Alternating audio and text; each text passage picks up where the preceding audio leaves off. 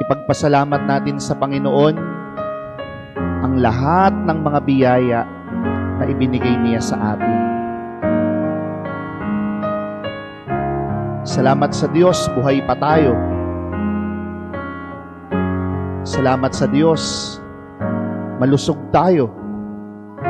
Salamat sa Diyos, bagamat may mga pagsubok, nakakaraos, na itataguyod, hindi sumusuko.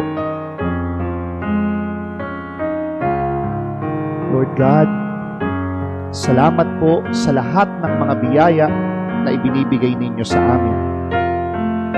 Tulungan po ninyo kami palagi, gabayan po ninyo kami palagi, ingatan po ninyo kami palagi.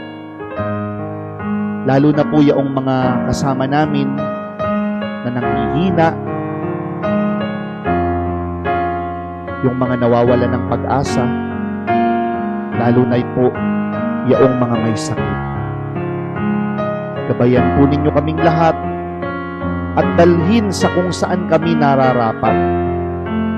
Alam po namin na ikaw ang tunay na makapagbibigay ng mga pagpapala. Kaya nga po sa inyo kami umaasa at palaging nananampalataya.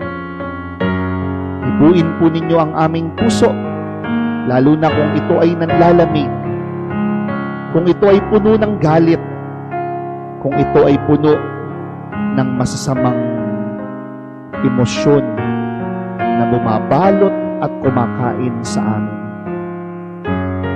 Ikaw na po, Panginoon, ang bahala. Hinihiling po namin ito sa iyo, sa ngalan ni Kristo, kasama ng Espiritu Santo, magpa sa walang hanggan.